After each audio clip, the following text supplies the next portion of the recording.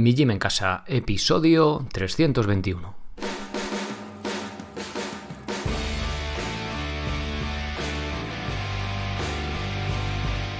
Muy buenas, bienvenidos a un nuevo episodio del podcast de Mi Gym en Casa, el programa, la radio, donde hablamos de entrenamiento y de alimentación desde un punto de vista diferente e independiente. Y como no todo en la vida es comer y entrenar, pues también hablamos de cómo vivir. O sea, asunto sencillo en la teoría, pero un poquito más complicado en la práctica. Hoy vamos a hablar de entrenamiento aeróbico. Seguimos con esta serie de artículos, de podcast sobre este tipo de entrenamiento, lo que solemos llamar de cardio. Y hoy vamos a hablar del umbral anaeróbico, entrenamiento por encima, por debajo y sus implicaciones. Como siempre os digo, una vez que te introduces en un tema, bien, yo podía quedarme en dos referencias científicas que he encontrado que defienden o que son del equipo HIIT o el otro, el de cardio tradicional, y decir, esto es la leche tal cual, o esto es muy malo, o esto es bueno. Pero sabéis que me gusta seguir indagando, meterme en el barro y bucear en el barro. Y bueno, después de decenas de horas mirando estudios, comparando, pues esto no me cuadra uno con otro, bueno, pues aquí os traigo de nuevo más información.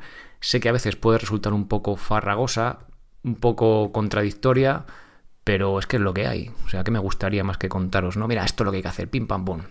Esta es la parte quinta, ahí habrá hasta parte octava, en el que por fin diré las recomendaciones basadas en lo que yo he encontrado, y va a ser solo mi opinión, o sea, no tiene ningún tipo de...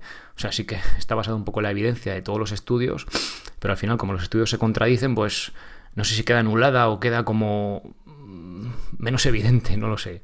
Pero bueno, al fin y al cabo, pues se trata de dar pautas, de mostraros lo que hay. Bueno, no, mostraros lo que he encontrado, porque lo que hay será más incluso.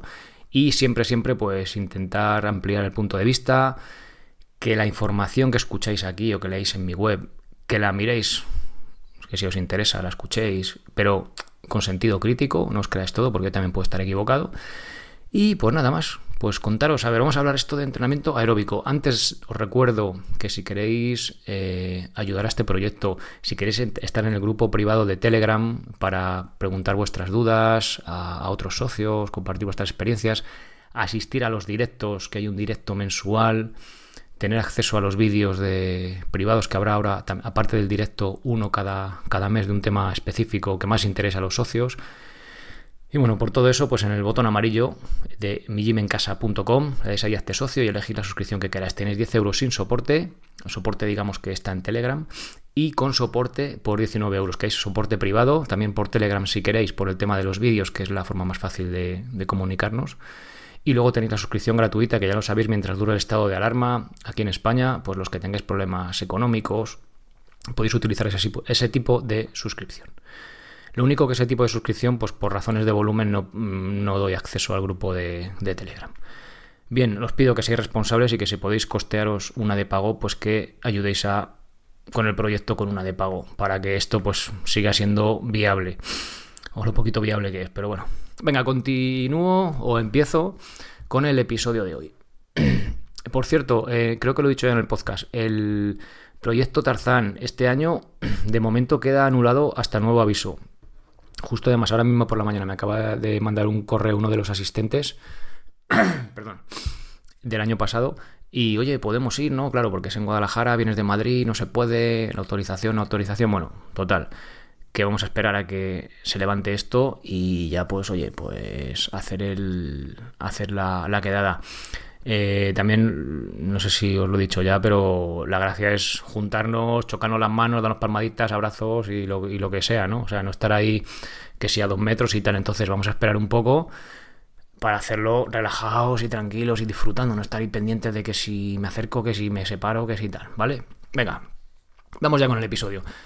El umbral anaeróbico es uno de los conceptos más significativos, si no el que más, en cuanto a entrenamiento de resistencia. Es el punto donde a una intensidad creciente, es decir, vamos corriendo más rápido, vamos pedaleando más fuerte, vamos remando más fuerte, vamos nadando más rápido, pasamos de un ejercicio aeróbico a anaeróbico. Es decir, en presencia de oxígeno, en no presencia de oxígeno. Esto es en teoría y es súper ambiguo, ¿vale? Pero bueno, por hacernos una idea.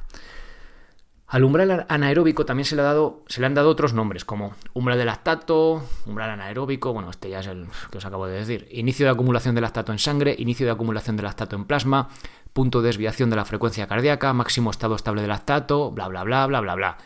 Están cerca o incluso en el mismo punto, pero hay bastante controversia entre científicos para determinar el punto exacto en el que el organismo pasa de un tipo de ejercicio aeróbico a anaeróbico, de un metabolismo aeróbico a anaeróbico, ya que cada uno de ellos mide diferentes variables. Es decir, si yo mido lactato, pues me diré qué pasa en un punto. Si mido justo el intercambio de gases, veré qué pasa en otro, pero es muy cercano, pero depende del estudio, es justo antes, justo después, un poquito antes, un poquito después, ¿vale? Pero en general nosotros, si no somos, aunque compitáramos realmente, hablas con unos y con otros y si no es un científico de laboratorio, pues digamos que ocurre más o menos todo cerca. Ahora veremos que en sedentarios, por ejemplo, pues no pasa exactamente así, pero bueno, vamos a verlo ahora.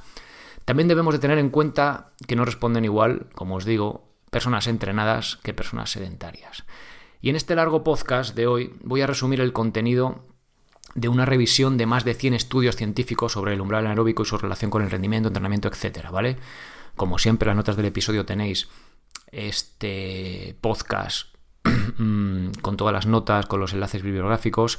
También abajo del todo lo que he hecho ahora con estos de la serie esta de entrenamiento aeróbico, he hecho abajo como una especie de esquema con los hasta ahora 5 episodios publicados, por si queréis, cuando hago referencia a uno de ellos, ir, escucharle o repasarlo por escrito en texto, pues que podéis moveros con más facilidad y encontrarlo, porque si no esto es una locura y a ver quién encuentra la parte 2 del episodio del tal. Pues bueno, pues ahí abajo del todo lo vais a tener.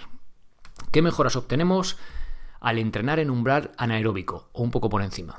Bien, mejoramos la capacidad aeróbica, es decir, el ritmo al que vamos por debajo, y el umbral anaeróbico. El umbral anaeróbico puede determinarse midiendo el pulso en el deporte que practiquemos sin necesidad de aparatos sofisticados.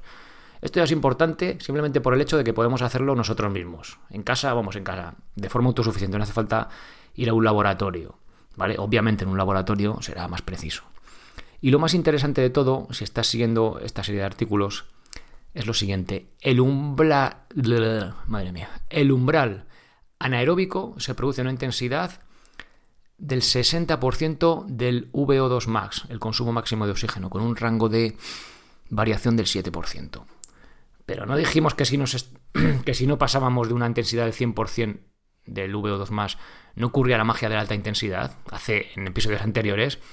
Parece ser que a mayor intensidad, más magia, entre comillas, ocurre, pero no por ir por debajo dejan de producirse estímulos y, por lo tanto, adaptaciones metabólicas positivas para nuestra salud y también para el rendimiento. ¿Se entiende un poco la idea? Vais viendo que a medida que nos metemos en el barro no es todo tan claro y decir, no, es que esto, si no pasas de este ritmo, es una mierda. Y si no, y por debajo, tal, pues lo veis. O sea, al final, todo tipo de intensidad tiene su estímulo y por tanto su adaptación de nuestro cuerpo a ese estímulo, ¿no? Metabólica o del tipo que sea. Mola trabajar en todas las intensidades, ¿vale? A mayor intensidad, menos tiempo vamos a poder trabajar y menos frecuente porque es demasiado estrés para nuestro cuerpo, y cuanto más intensidad más baja, pues más tiempo vamos a poder trabajar. Venga, continúo. ¿El VO2 más es la variable más importante? En la primera parte de esta serie de artículos, en el episodio 282, vimos la importancia del consumo máximo de oxígeno y pudo dar la sensación de ser la variable más importante con gran diferencia. Ahora que he seguido investigando y profundizando en la fisiología del ejercicio, me doy cuenta de que no es ni mucho menos la única. Quizás la más fácil de comprender, pero hay variables más allá del consumo máximo de oxígeno y los entrenamientos de alta intensidad. Por ejemplo, personas dotadas con un alto consumo de oxígeno, para ser deportistas que destaquen en su disciplina, necesitan complementarlo con dos cosas: aguantar mucho tiempo a un porcentaje elevado de su consumo máximo de oxígeno y ser eficientes en su deporte. Es decir, yo tengo un VO2 más muy alto, soy un coche de gran cilindrada y es importante que aguante a un elevado régimen de vueltas, muchas vueltas en el circuito, porque quizá uno con menos cilindrada que yo, si aguanta más vueltas, me va a ganar, ¿vale? Y también ser eficientes, es decir, que consumamos poco combustible, llevado al tema del coche, ¿vale? ¿Se entiende un poco? Venga, continúo. La importancia del consumo máximo de oxígeno también depende del deporte del que estemos hablando. Por ejemplo, cuanto mayor sea la distancia, más relacionada está con el VO2+. Vamos a ver unos ejemplos. Maratonianos tienen en torno a 80 mililitros de kilos por minuto de consumo de oxígeno. Atletas de medio fondo, ciclistas de carretera y nadadores de larga distancia, de 70 a 80, deportes de equipo, fútbol, baloncesto y demás, 60 a 70 y velocistas solo 50. En eventos de larga duración, la vía aeróbica es la vía dominante. Por lo tanto, el VO2 max se convierte en uno de los factores de más peso para determinar el rendimiento. Esto parece que contradice lo que vimos en la primera parte, como os decía, ¿verdad? Es interesante. Es más, la vía aeróbica es la vía dominante, por lo tanto, el VO2 max se convierte en uno de los factores de más peso. Si entrenamos a ritmo V2+, estamos en metabolismo en entrenamiento anaeróbico. Es como un poco una ligera contradicción, ¿no? Bueno, continúo. Vemos que el VO2 max es el factor más significativo en atletas bien entrenados. Es una ventaja, pero no quizá es lo más importante. Quizá el más importante sea aguantar durante un tiempo determinado a un porcentaje elevado del VO2 max. Un atleta con VO2 menor que otro puede ganarle en una carrera porque es capaz de aguantar más tiempo un porcentaje más elevado de su VO2.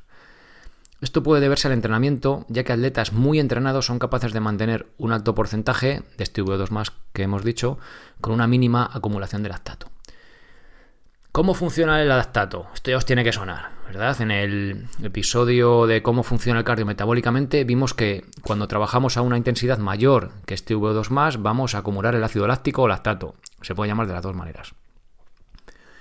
Pero la producción de lactato no ocurre solamente a intensidades por encima del VO2+. Cuando estamos consumiendo glucógeno ya estamos empezando a producir lactato. Voy más allá. Cuando estamos haciendo un ejercicio aeróbico, estamos produciendo lactato. ¿Os acordáis del tío de la carretilla, ¿no? De la metáfora esta que vimos en episodios anteriores. Bueno, pues por ahí va la cosa. Pero más importante que su producción es su concentración. La concentración de lactato en sangre es el resultado del lactato producido, bien, hasta aquí bien, menos el lactato que nuestro organismo es capaz de retirar del torrente sanguíneo. Esto es muy importante porque de primeras parece que solo con producirlo ya se va a acumular y la retirada del lactato, o quizá sería más preciso decir el reciclaje, es también muy relevante. Este reciclaje funciona llevando al hígado el lactato para transformarlo nuevamente en glucosa. Se conoce como ciclo de Cori y son las enzimas y transportadores involucradas en este reciclaje las que podemos entrenar. De hecho, las personas entrenadas acumulan menos lactato que las sedentarias al igual carga de trabajo, es decir, acumulan menos porque lo van reciclando, hay menos concentración de lactato. Puede que sea la causa de que personas con el mismo VO2 max tienen diferente resistencia y diferente rendimiento, por tanto. ¿Y qué pasa cuando va subiendo la concentración de lactato en sangre? Pues ¿qué pasa? Que comienza a faltar oxígeno en los músculos. Es el punto en el que la vía anaeróbica empieza a complementar a la aeróbica cruzando el umbral anaeróbico. Es decir, no ya pasamos de blanco a negro, no.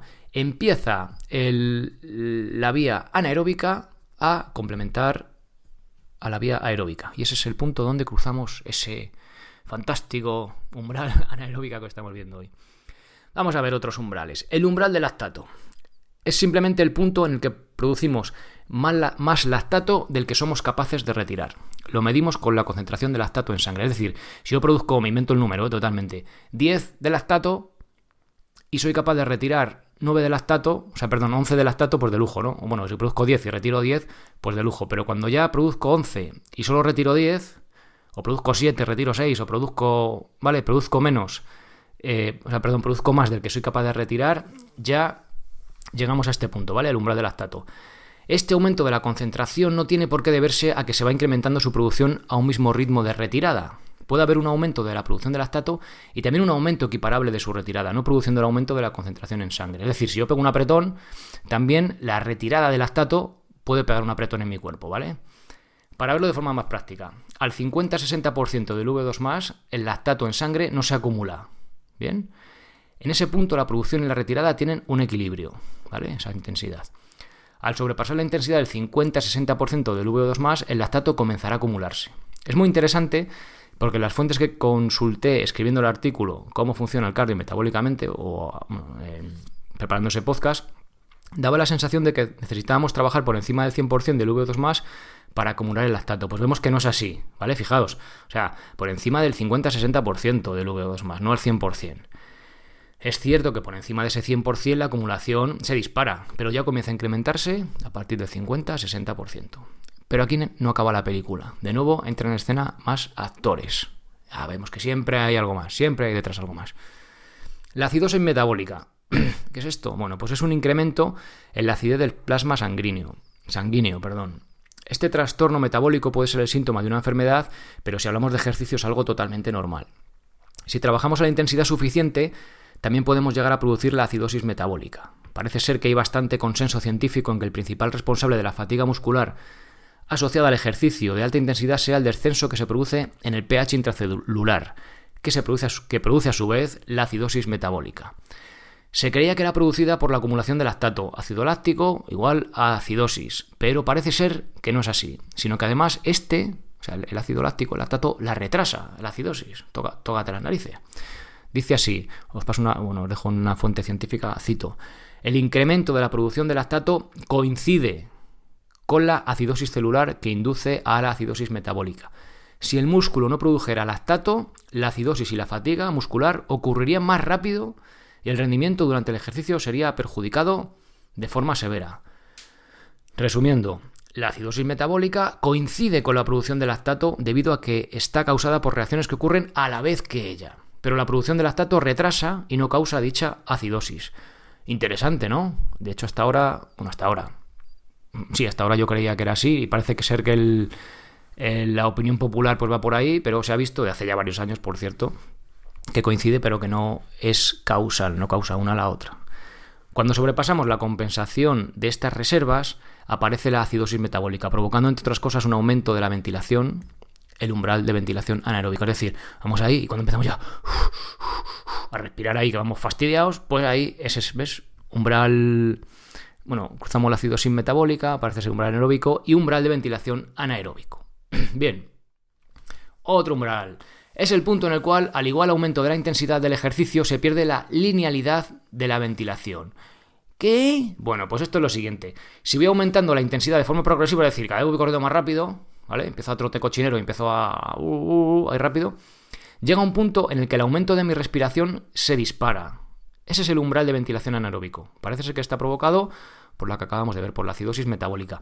Os dejo un gráfico que lo ilustra bastante bien, ¿vale? Tú vas ahí, vas respirando, o sea, el consumo de litros por minuto, ¿vale? De oxígeno. Y entonces vas como, venga, cada vez más rápido, o sea, es una línea recta, ¿no? Así, pues, digamos a 45 grados, ¿vale? Imagínate, entonces vas corriendo cada vez más rápido.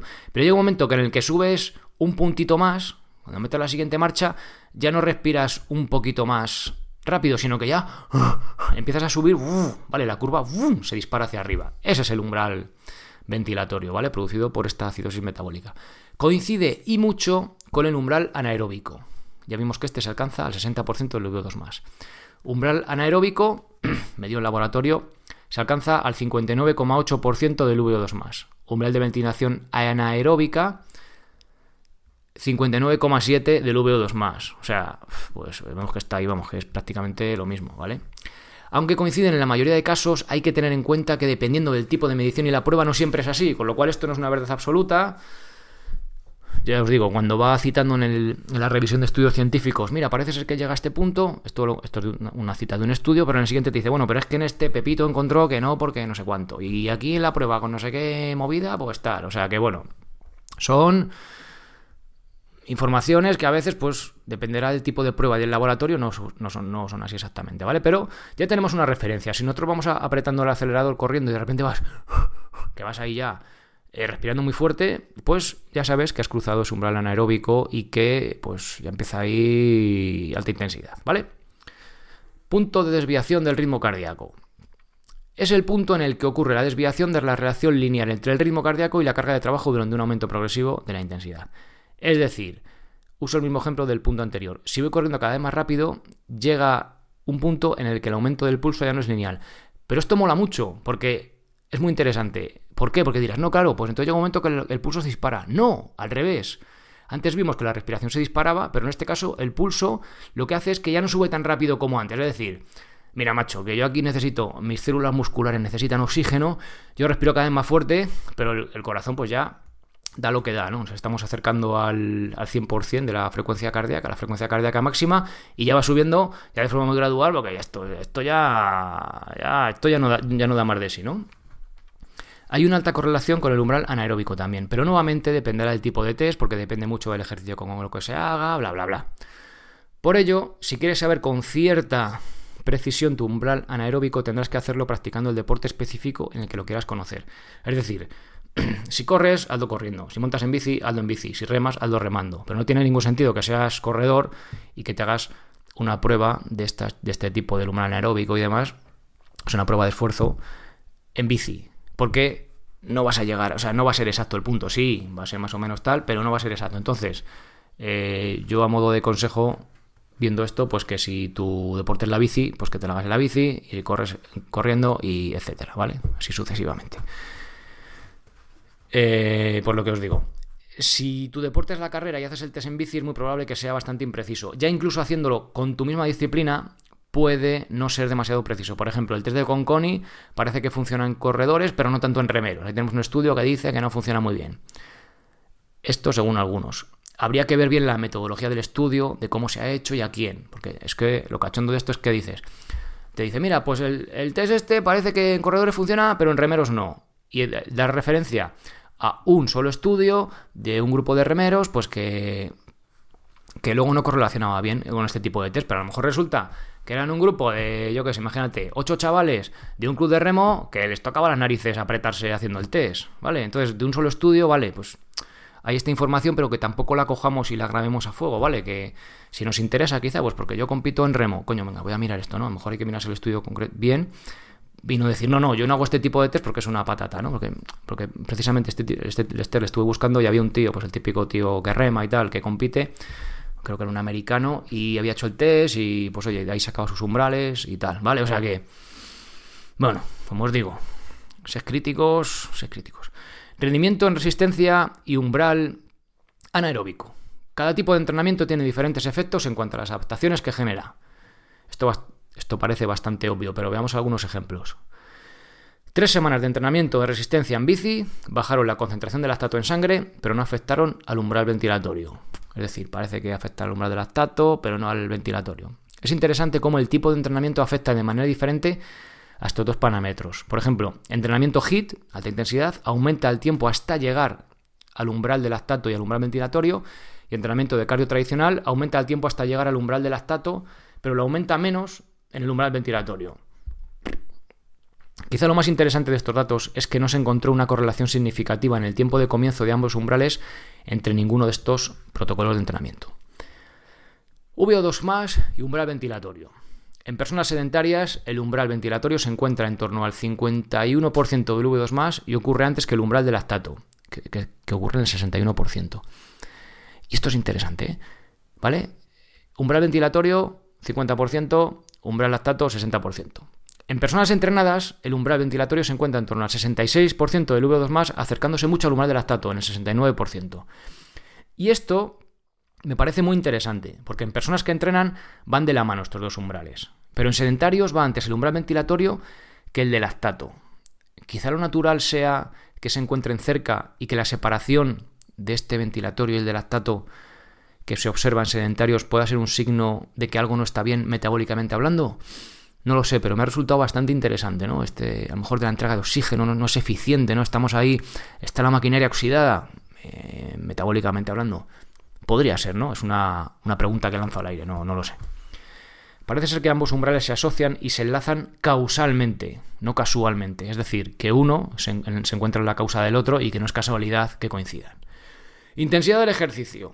Si utilizamos el umbral anaeróbico como punto para marcar la intensidad de un ejercicio de larga duración, si trabajamos por encima del umbral anaeróbico, depleción de glucógeno muy rápida, es decir, nuestras reservas de glucosa en músculo nos las fundimos, y si trabajamos por debajo del umbral anaeróbico, la depleción de glucógeno será mucho más lenta. Es decir, si nos ponemos a correr pues por encima del umbral anaeróbico, vamos a ir más rápido, pero vamos a llegar menos lejos, y si nos ponemos pues debajo, justo por debajo tal del umbral aeróbico vamos a ir ligeritos, bueno, depende del ritmo que tengamos y el estado de forma física, pero vamos a llegar mucho más lejos. La depleción de glucógeno es el vaciado de los depósitos de energía rápida que tenemos almacenada. El glucógeno se compone de glucosa y agua y se almacena en nuestros músculos y el hígado. Ya vimos en el episodio de cómo funciona el cardio metabólicamente por qué ocurre este consumo de glucosa de forma tan acelerada al sobrepasar el VO2+. Pero aquí estamos viendo que aún lejos de ese punto, en torno al 60-70%, antes veíamos que era 50-60, ya veis que esto varía un poco, dependiendo de si entrenas o no, ya se produce el consumo de glucosa mucho más significativo que por debajo del umbral de lactato. Este cambio en cuanto a consumo de glucógeno puede ser debido a que la elevación del lactato en sangre evita el uso de grasa como combustible. Dicho de forma técnica, inhibe la lipólisis. Pero parece que dices, ¿qué coño has dicho? ¿Inhibe la lipólisis? Bueno, pues simplemente que evita el uso de grasa como combustible. Por lo tanto, fuerza el uso de carbohidratos, glucógeno, si no ingerimos nada, como fuente de energía. Nuestro cuerpo viene a decir, oye macho, cierra el modo eco, es decir, el modo quema grasa, que hay que pisar el acelerador, ¿vale? Pues bueno, es un poco esa la coña, ¿no? Así que va así. Entrenar al nivel del umbral anaeróbico o cerca de él cambia nuestros músculos en estructura, capacidad oxidativa, es decir, capacidad aeróbica, presencia de oxígeno, oxidativa, oxígeno, capilarización y utilización de sustratos. Estos cambios son los beneficios físicos de la adaptación a entrenar en el umbral anaeróbico y se traducen en menor consumo de oxígeno en la ventilación, menor acumulación de lactato y menor depleción de glucógeno a una intensidad dada. O sea, es decir, se nos vaciamos más tarde el depósito de combustible.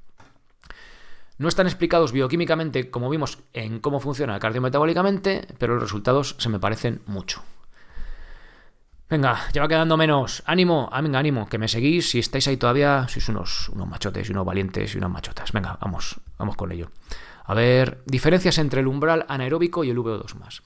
Dependiendo de la fuente que consultemos, encontraremos que el VO2+ se puede mejorar o que solo puede hacerse de forma muy poco significativa. Es decir, hay fuentes que dicen, nacemos con un VO2+ determinado y puede mejorarse algo justo en la edad de crecimiento, de mayor crecimiento, sobre todo adolescencia y tal, preadolescencia, cuando da a los críos el estirón, pero una vez que somos adultos hay muy pocos cambios. Me parece más lógico decir que es entrenable, por este argumento. Es que tiene gracia porque yo digo, no, esto que estoy diciendo yo hoy es que de una revisión de 100 estudios científicos, y de verdad que no me lo estoy inventando, o sea, estoy plasmando lo que viene ahí, a veces consultando las fuentes propias, porque a veces lo que se cita de la fuente y dices, joder, esto que cogió con pinzas, ¿no? Y lo miras bien. Y resulta, lo que os acabo de decir es lo que dice esta revisión de más de 100 estudios. Que dice, joder, macho, ya una revisión de más de 100 estudios, eso es, vamos, como la Biblia, ¿no? Pues no.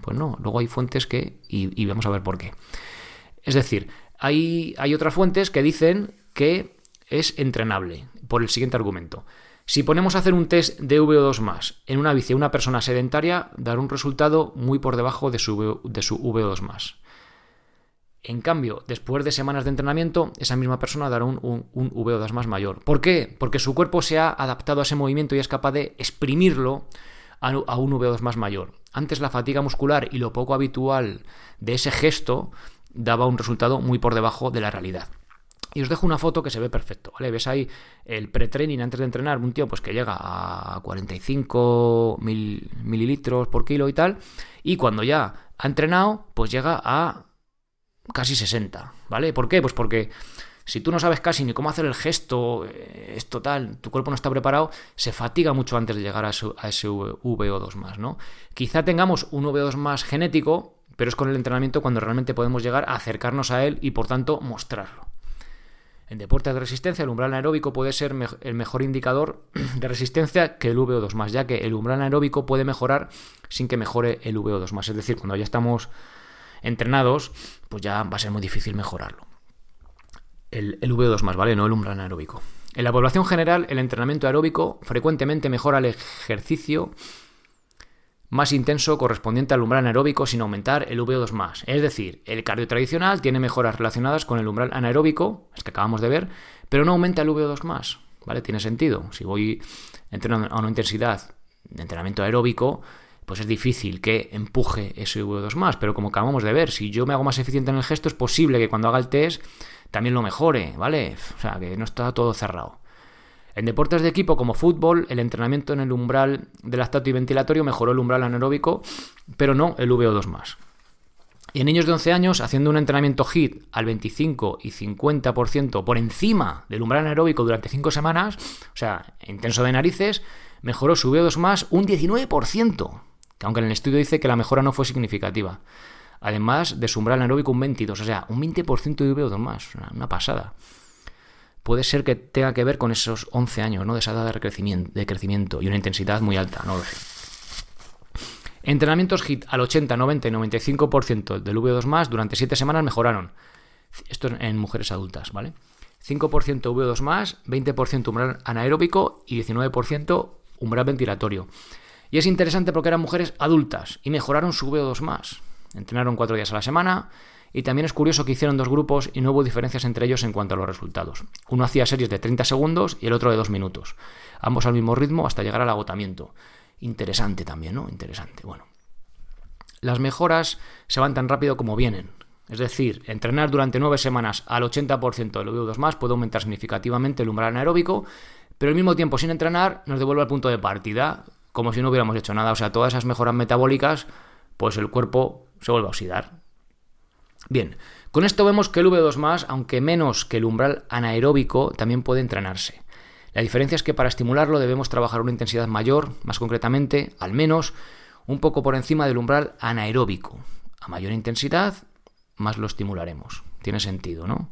Es decir, no hace falta ir al 100% de este VO2 más, sino que pues al 60%, 70%, por encima del umbral anaeróbico, también lo estimulamos. Para un corredor de fondo o medio fondo es mejor tener un alto VO2 más, pero la velocidad al VO2 más es lo más importante junto con el tiempo que podamos aguantar un porcentaje elevado de VO2 más, es decir, velocidad al umbral del lactato. Puede tener un alto VO2 más, pero por ejemplo ser poco eficiente en el gesto de carrera, ¿vale? Puede ser una bestia, pero eficientemente corriendo pues es malísimo, entonces pues no se traduce luego en mejores tiempos. Bueno, aplicando todo esto a la práctica, trabajando con los entrenamientos de alta intensidad, ¿vale? Ya por fin vamos a ver si nos sacamos algo en claro.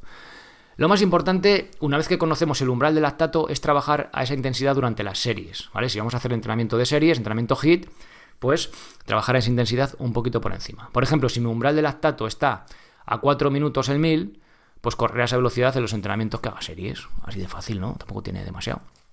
Si trabajo en la máquina de remo y mi umbral está a 2 minutos el 500, ¿vale? 2 minutos el parcial de 500, o su equivalencia a vatios, pues haré las series a ese umbral. Funciona mejor, por ser más práctico, fijar la intensidad de las series, traducida a ritmos, potencia, etcétera, al umbral del lactato, que fijarlo al VO2 más, ¿vale? O sea, que fijar el VO2 más al umbral del lactato, por ser algo más difícil de medir una vez que estamos entrenando. Dando una vuelta de tuerca más, simplificando más. Que si el umbral del lactato, que si el VO2 más, ¿qué me estás contando, tío? ¿Qué me estás contando?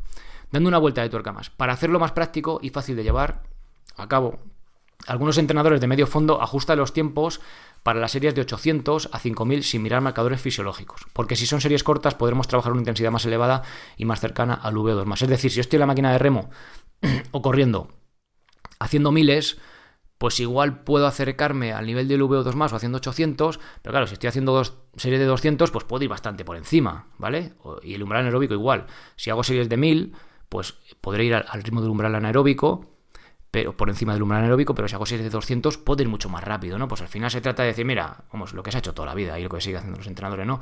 Mira, tienes que hacerte 3 miles a 3.15, ¿vale? Y luego unos 200 a, bueno, luego otro día, ¿no? O 10 200 a 38 segundos, yo qué sé, ya conoces al deportista, ¿vale? Esto podemos hacerlo si conocemos bien el rendimiento del deportista o nuestro propio rendimiento. Por eso, en pretemporada es mejor ajustarnos a parámetros que podamos medir más objetivamente para ir mejor encaminados. O al revés, o sea, primero hacemos estas mediciones, ¿no? Nos conocemos. Oye, mira, ¿cómo me conozco yo? ¿Cómo puedo hacer esto? Mira, pues yo veo, mira, que si hago series cortas, por ejemplo, la máquina de remo, pues puedo ir a 2 minutos pelados el 500, ¿vale? Pues ya me conozco. Entonces, o sea, ese es mi umbral para ese tipo, mi ritmo para ese tipo de series. Pues ya sé que voy a ese ritmo, ¿no? Tengo que estar que si el V2 más, que si pitos, que si flautas, ¿vale? Un poco traduciendo todo esto a la práctica. Bueno, conclusiones de la revisión de los estudios, de esta revisión de más de 100 estudios que saca la propia revisión, ¿vale? No son mías. El umbral anaeróbico marca el punto de transición de trabajo aeróbico a anaeróbico. Bien, se entiende, ¿no? Es el punto en el que la aparición del lactato en sangre es igual a su retirada. Esta intensidad de trabajo está altamente relacionada con el rendimiento en carrera.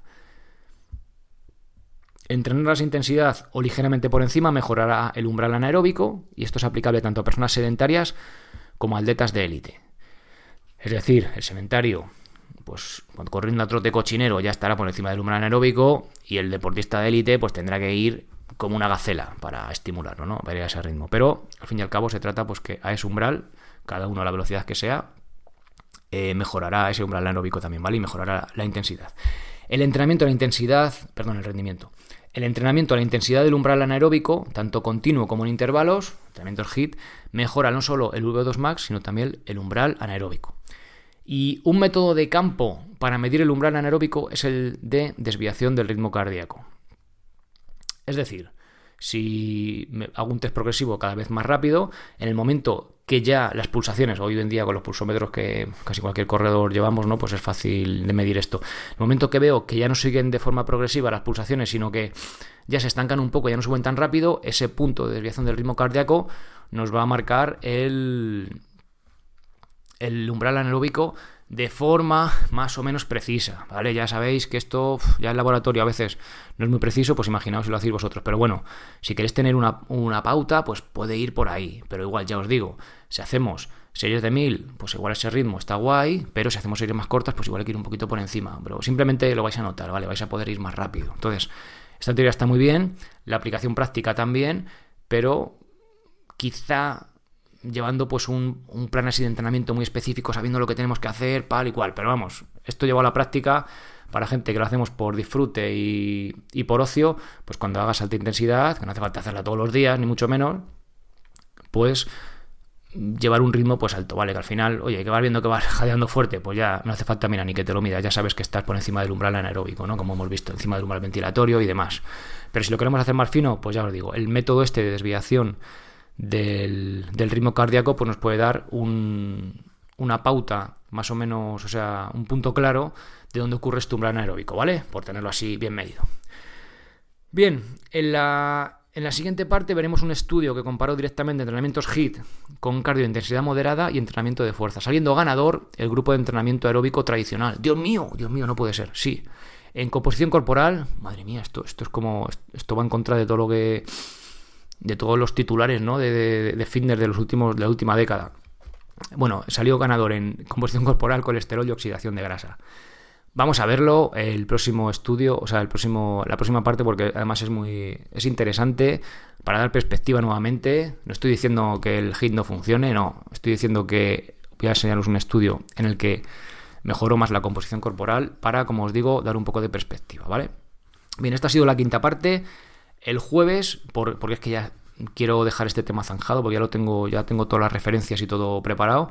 El jueves continuaremos también con entrenamiento aeróbico, ya os digo, colesterol, composición corporal. Interesante el tema de colesterol también, cómo afecta el entrenamiento que hagamos con los niveles de colesterol. Me pareció súper interesante, muy, muy chulo, muy decir, coño, mira, qué curioso, que nunca se habla o se habla poco de eso. Y pues seguimos el jueves con ese episodio. Así que nada más, muchas gracias por estar ahí. Enhorabuena si habéis llegado hasta aquí, estos casi 40 minutos de movidas científicas. Y enhorabuena pues si os habéis enterado de algo. Qué broma, hombre.